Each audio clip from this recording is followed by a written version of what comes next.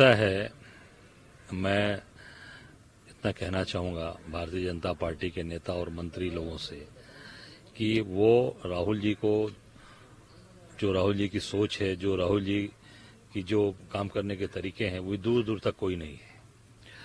मोदी जी ने खुद ही साबित कर दिया, एक नहीं कई बार साबित कर चुके हैं कि वो कितने बड़े इंटेलिजेंट आदमी और कितने तेज आदमी हैं। कई आपको रिकॉर्ड में मैं बताया, अभी कल परसों मैं देखा एक वीडियो वायरल हो रहा है कि 97 का 57 अभी बोला ना, मोदी जी ने ही बोला ना। अब इसको क्या कहा जाएगा। एक बार वो संत कबीर नगर गए थे, ना, क्या कहा था वहां पे कहा था कि गुरु नानक देव जी, गोरखनाथ जी और संत कबीर आपस में बैठ के आध्यात्मिक चर्चा करते थे। तो ये जरा पूछिएगा मंत्री जी से कि ये मोदी जी का कितना बढ़िया उनका दिमाग है और कितना बढ़िया उनका जो मतलब मानसिक जो स्तर है, मानसिक स्तर पर अपने प्रधानमंत्री का खुद का देखें कि उनकी स्थिति क्या हो चुकी है। केवल किसी पर आरोप प्रत्यारोप लगाना, राहुल जी जैसा इंटेलिजेंट व्यक्ति जो निश्चित तौर से जो टॉपर है अपने हर उस फील्ड का, और जो मंत्री आरोप लगा रहे हैं, ये सब खुद इस तरीके के लोग हैं कि वो फंस चुके हैं। आप देखेंगे उठा के उनकी सारी चीजें खुद ही, मैं समझता हूं कि उनको तो किस तरीके से भारतीय जनता पार्टी ने अपने यहाँ लेकर, और उनकी पत्नी को जो लगातार वहां से बेचारी मेयर थी, उसको भी हटा दिया, उसको भी टिकट नहीं दिया।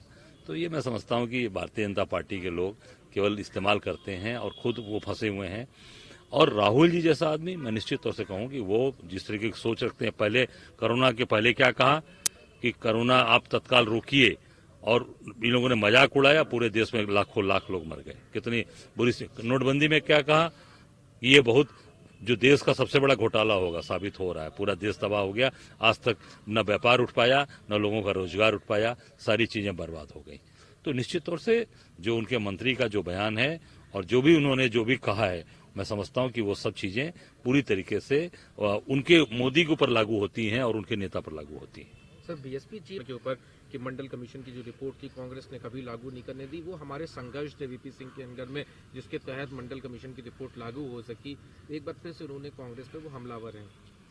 अब ये सोच लीजिए कि अब जैसे बार बार ये कहा जाता है कि भारतीय जनता पार्टी की वो बी टीम के रूप में काम कर रही है।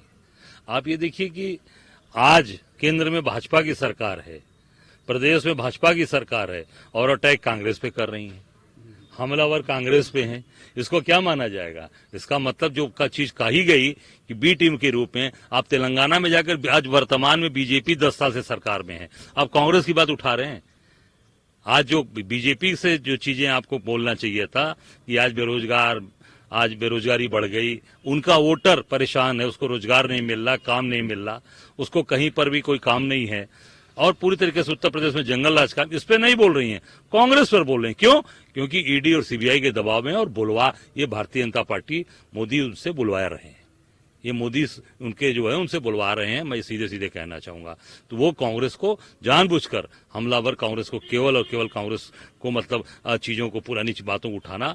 वर्तमान में प्रदेश और केंद्र में भाजपा की सरकार है, उनके खिलाफ क्यों नहीं बोल रही हैं आप? उनकी आप स्पोक्स पर्सन बन के क्यों बोल रही हैं? सर, वर्ल्ड कप के ऊपर मैं बीसीसीआई से कहूंगा कि आने वाले कोई भी मैच किसी भी गांधी परिवार के बर्थडे पे या उनके उस पे ना रखे जाएं।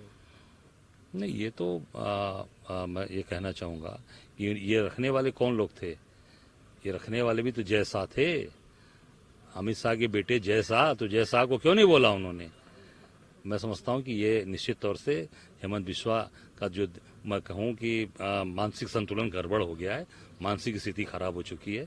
इंदिरा जी जिन्होंने अब देश के लिए कुर्बानी दी, देश के लिए अपनी जान दे दी, उनका जन्मदिन हम लोगों ने पूरे देश में धूमधाम से मनाया है, और निश्चित तौर से इंदिरा जी बलिदानी महिला हैं, आयरन लेडी जिनको कहा गया।